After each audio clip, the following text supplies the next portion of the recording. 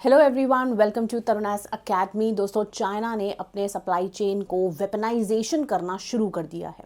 अब इसका मतलब क्या है और कैसे जो है कुल मिला के भारत को ये रोक रहा है और क्या करने से रोक रहा है, इन सभी टॉपिक के बारे में डिटेल में चर्चा करेंगे कि आखिरकार चाइना के वेपनाइजेशन करने से ई सप्लाई चेन के क्यों प्रॉब्लम्स और दिक्कतें पैदा हो रही हैं भारत के लिए। एक बहुत बड़ी चुनौती अगर मैं आपको बताऊं तो फिलहाल भारत के लिए खड़ी हो गई है।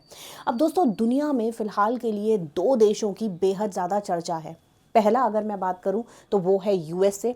हाल ही में डोनाल्ड ट्रंप यहाँ के राष्ट्रपति बने। और दूसरा अगर यहाँ पे बात करूं तो वो है चाइना। अब चाइना और यूएसए लगातार एक दूसरे के कट्टर दुश्मन भी बनते जा रहे हैं। दोनों के बीच ट्रेड वॉर पहले भी हुआ और अब भी होने की तादाद पे है। लगातार यूएसए के द्वारा चाइना के गुड्स पे टैरिफ लगाए जा रहा है, वहीं चाइना के द्वारा यूएस के गुड्स पे टैरिफ लगाया जा रहा है। अब कहीं ना कहीं इन दोनों देशों की दुश्मनी से क्या भारत को फायदा हो सकता है? तो बिल्कुल फायदा हो सकता है। बट अभी जो चाल यहाँ पे चली है चाइना के द्वारा, कहीं ना कहीं भारत को रोकने की कोशिश जो है वो चाइना लगातार कर रहा है।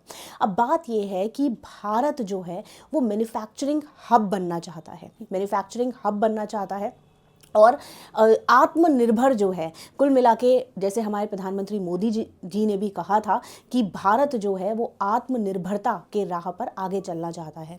अब कहीं ना कहीं चाइना जो है वो भारत को सेल्फ इंडिपेंडेंस यानी कि आत्मनिर्भर बनने से रोक रहा है। अब दोस्तों, शुरू से बिल्कुल शुरू करते हैं। तो China has weaponised the supply chains. अब चाइना ने क्या किया है, जो ग्लोबल मैन्युफैक्चरिंग और साथ ही साथ टेक डोमिनेंस है, उसमें अब चाइना इकोनॉमिक और पॉलिटिकल पावर का इस्तेमाल करके उन चीज़ों को रेगुलेट करने लगा है। यानी कि मैन्युफैक्चरिंग और जो टेक्नोलॉजिकल डोमिनेंस है, अब कहीं ना कहीं उसमें जो है इकोनॉमिक और पॉलिटिकल पावर का इस्तेमाल किया जा रहा है।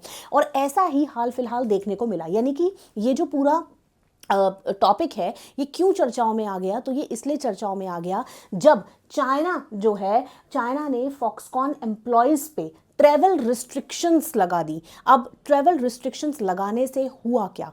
लगाने से ये हुआ कि जो वहाँ के इंजीनियर्स हैं या जो हाई पोजीशन जो स्किल्ड वर्कर्स हैं, उनको जब उनके ऊपर जब ट्रैवल रिस्ट्रिक्शंस लगा दी तो वो अब जो है किसी और कंट्री में नहीं जा सकते।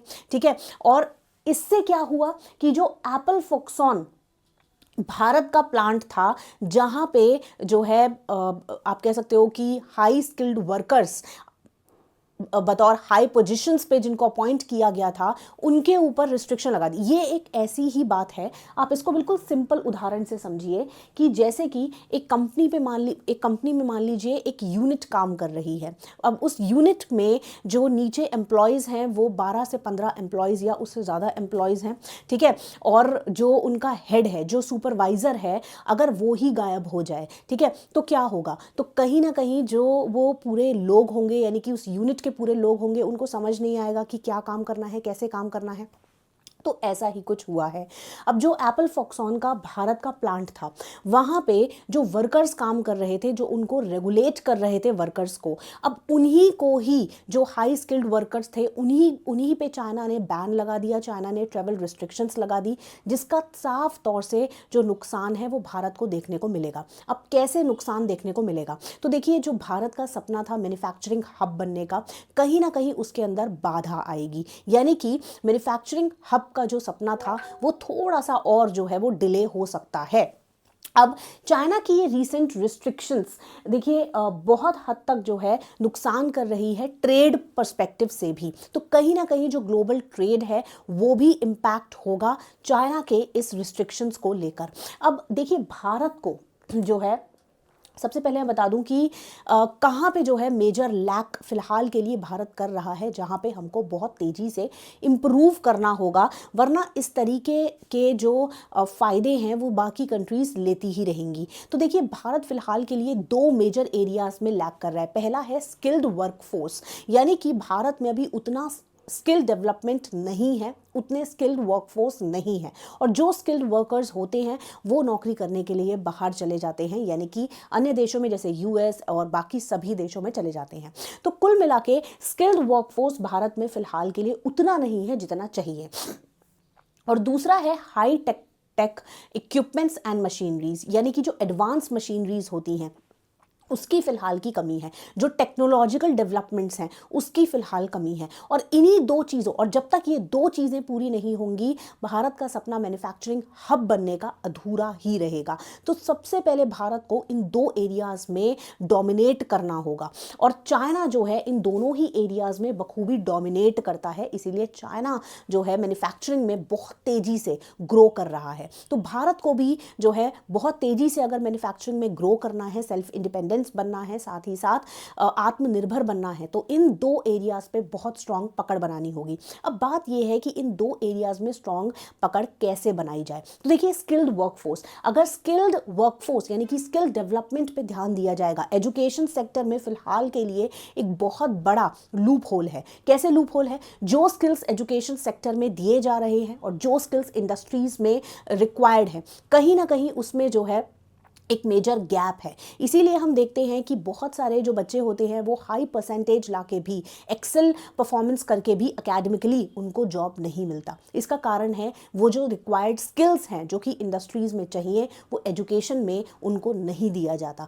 और कहीं ना कहीं ये जो लैक है ये बढ़ता जा रहा है, जिसकी वजह से स्किल्ड डेवलपमेंट यानी कि स्किल्ड वर्कफोर्स पैदा नहीं हो पा रही है। तो इस गैप को हमें कम से कम करना होगा, जिसके लिए एजुकेशन सेक्टर में हमें रिफॉर्म्स लाने होंगे। वही high tech equipment and machinery, अब इसको भी बढ़ावा देने के लिए हमें अपने R&D यानी कि रिसर्च एंड डेवलपमेंट टीम को और ज़्यादा स्ट्रेंथनिंग करना होगा, जिसके लिए भारत सरकार को रिसर्च एंड डेवलपमेंट में ज़्यादा GDP कंट्रीब्यूट यानी कि ज़्यादा बजट एलोकेट करना होगा। फिलहाल के लिए अगर हम बात करें तो हमारा जो है बहुत ही कम यानी कि मात्र 0.4% का बजट एलोकेशन होता है when it comes to research and development sector. इस मार्जिन को बढ़ाना होगा, तभी जो है एडवांसमेंट हो पाएगी। साथ ही साथ जब स्किल डेवलपमेंट होगी तो तभी जो है नए से नए इनोवेशन और आविष्कार होंगे, जिसके चलते इन दोनों एरियाज पे जो है पकड़ बनाई जाएगी और जो गैप है वो भी कम होगा। अब साथ ही हम बात करेंगे कि चाइना फिलहाल के लिए कर क्या रहा है। तो एक ही चाइना का मकसद है और वो है भारत को रोकना। भारत को रोकना आत्मनिर्भर बनने से, मैन्युफैक्चरिंग हब बनने से, और इसके लिए चाइना से जो बेस्ट हो पा रहा है वो चाइना कर रहा है। और चाइना की ये जो हाल ही में नीति है, यानी कि जो टॉप मैनेजमेंट है या जो स्किल्ड वर्कर्स हैं उन पे ट्रैवल रिस्ट्रिक्शंस लगा देना, तो कहीं ना कहीं चाइना का यही मंसूबा है कि उन लोगों को रोक कर कहीं ना कहीं चाइना अपने ही इक्विपमेंट्स, अपनी ही कंपनीज को एडवांस करना चाहता है, और उन लोगों को जो है दूसरी कंट्रीज़ में नहीं भेजना चाहता, ताकि उनकी जो स्किल्स हैं वो दूसरी कंट्रीज़ में जाके जो है वो यूज़ ना हो और वो अपनी कंट्री में ही उनको सीमित रखना चाहता है। तो कहीं ना कहीं ये जो रिस्ट्रिक्शन पोस्ट की जा रही है ये एक ग्लोबल ट्रेड के लिए भी खतरा पैदा हो सकता है, और यही चिंता जो है फिलहाल के लिए सता रही है। तो इसके लिए भारत को कैसे बचना होगा? तो भारत को जो है फिलहाल के लिए इन दो मेजर एरियाज़ पे जिसमें हमने बात करी उस पर फोकस करना बहुत ज़रूरी है। साथ ही साथ मैं आपको एक चीज़ बता दूं कि ये जो ट्रेड ग्लोबल जो वॉर है, यानी कि जो ट्रेड वॉर है जो USA और चाइना के बीच में बढ़ता जा रहा है, इसका बहुत हद तक फायदा भारत को होगा, बट भारत उसका फायदा कब उठा पाएगा? जब भारत तैयार होगा। तो इसीलिए भारत को तैयार होना होगा और हर चुनौतियों का सामना करके आगे बढ़ना होगा। तो फिलहाल के लिए वीडियो में इतना ही। आई होप आपको ये वीडियो बेहद पसंद आई होगी। इसी तरीके से हम हर एक टॉपिक को बहुत सिंप्लीफाई वे में स्टडी करेंगे। एंड वीडियो पसंद आई तो लाइक का बटन ज़रूर दबाइएगा। Thank you so much, have a nice day, bye bye, take care, and as I always say, good luck and God bless you.